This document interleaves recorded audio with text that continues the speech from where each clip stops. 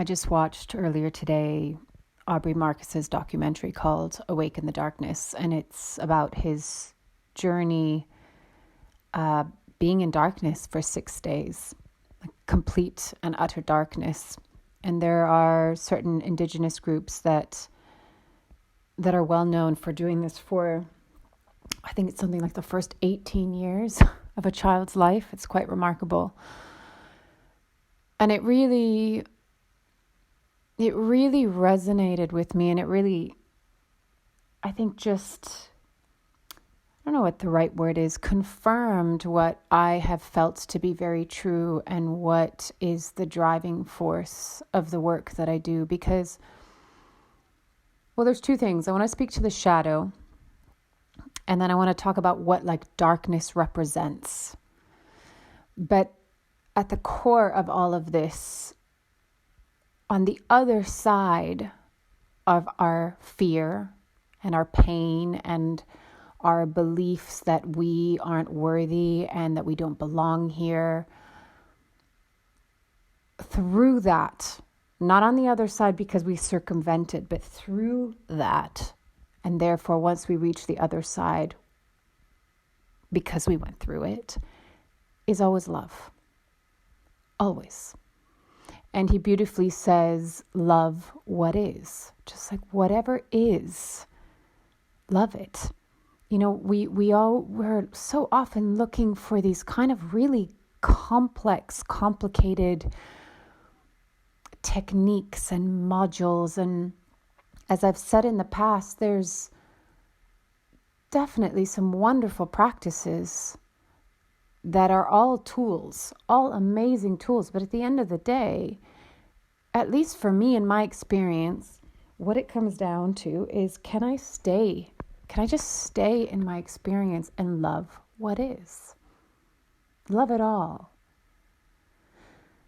So the shadow, I think, can be defined in many, many ways. But for me, ultimately, the shadow is just simply the parts that we don't want to look at. You know, think about what lies in the shadow we can't see, right? It's the parts of us that we can't see. And therefore, because we can't see them, they scare us, or our wounding often tends to be in the shadow. And so because there's pain and suffering and sadness associated with it, we don't want to look at it. And sometimes the shadow can, you know, even the darkness can have these really bad connotations. They're really scary. It's like the boogeyman. Oh no, you know, don't go there.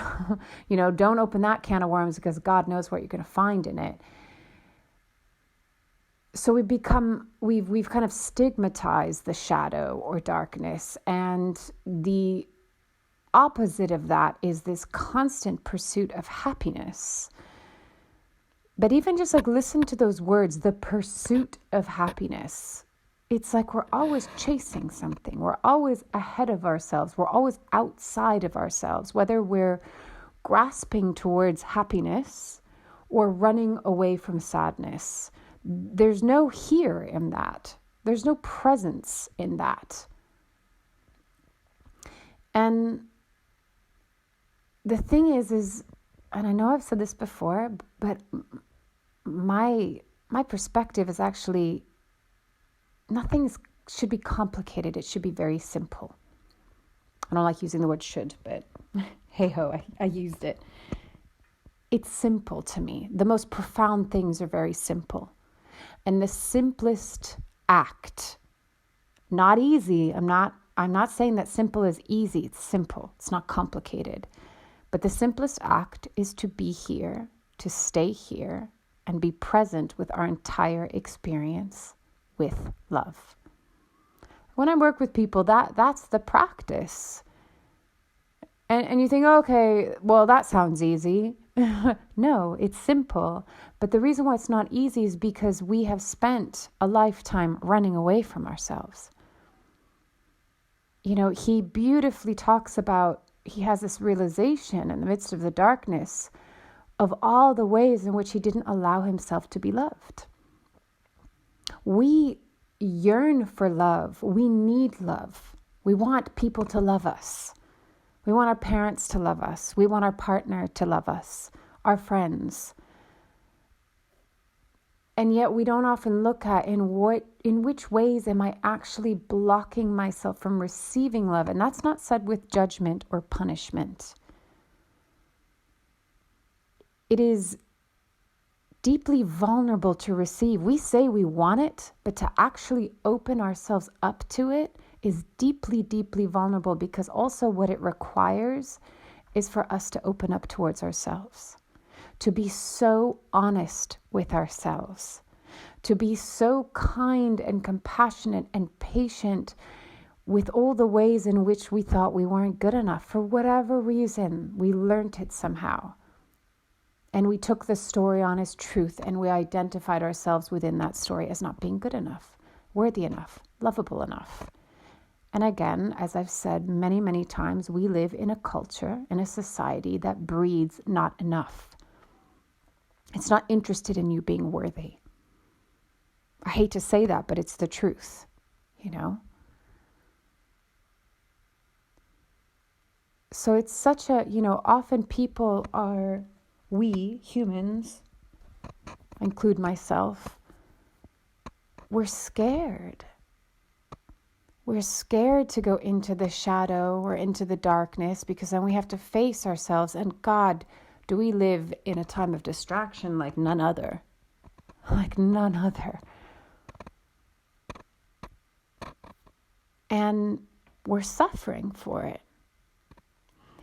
And because it's taking us further and further away from ourselves. All of this, there's technology can absolutely be used in a very positive, beneficial way, but it can also be hugely detrimental.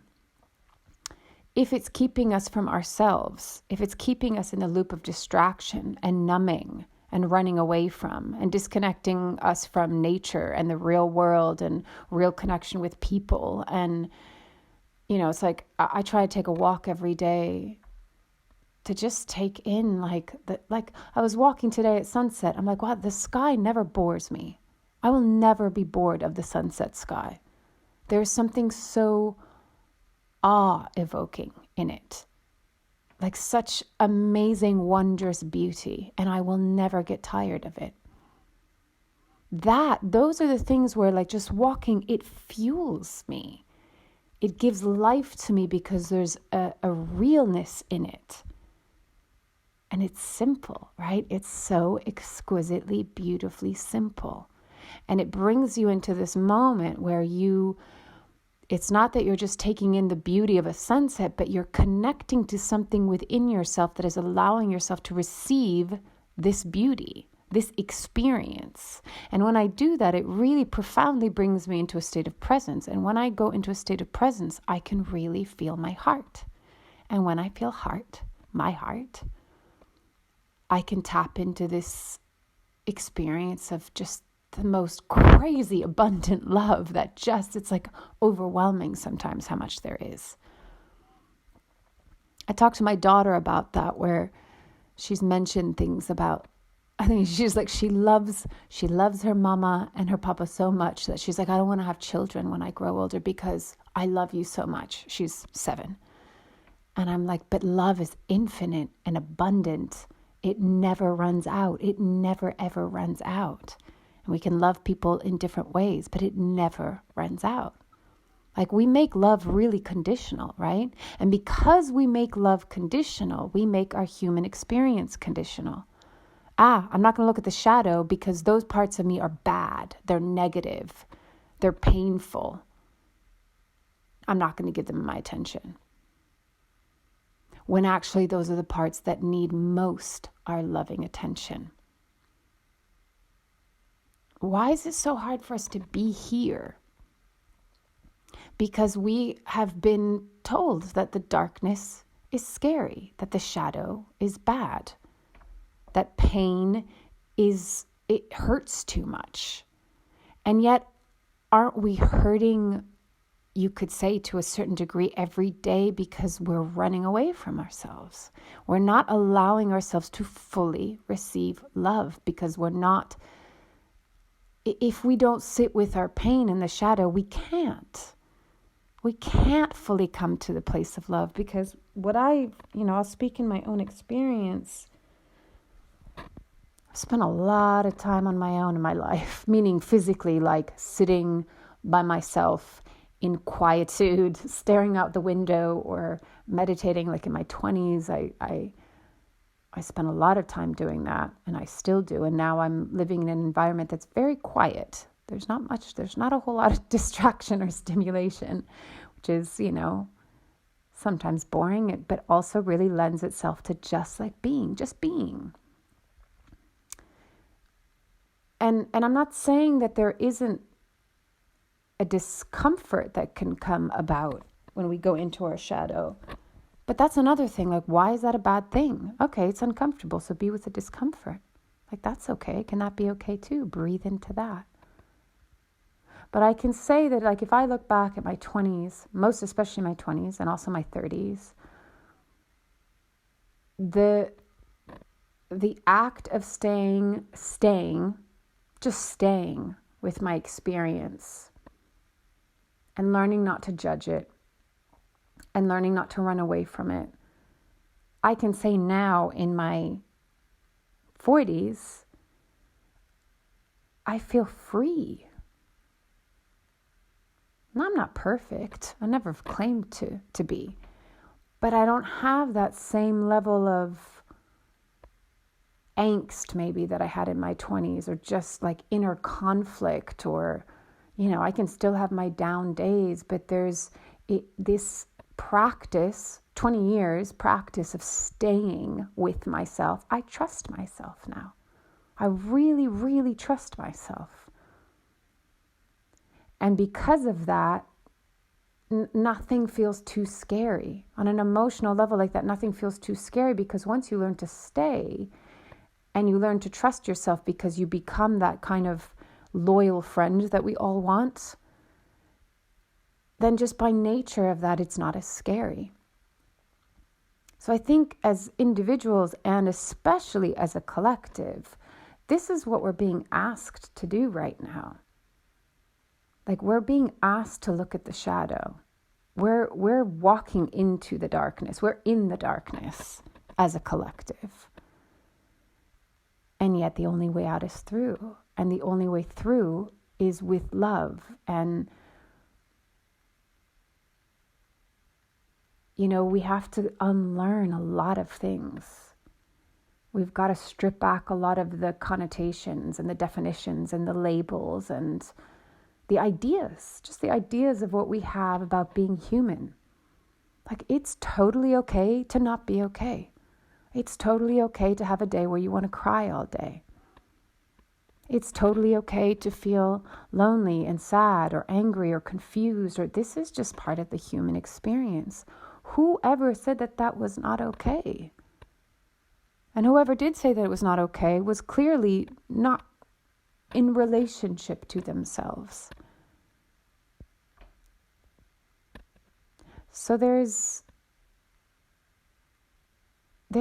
such great wisdom when we can stay with these parts of us. And I don't want to give the documentary away if you watch it. I really recommend it.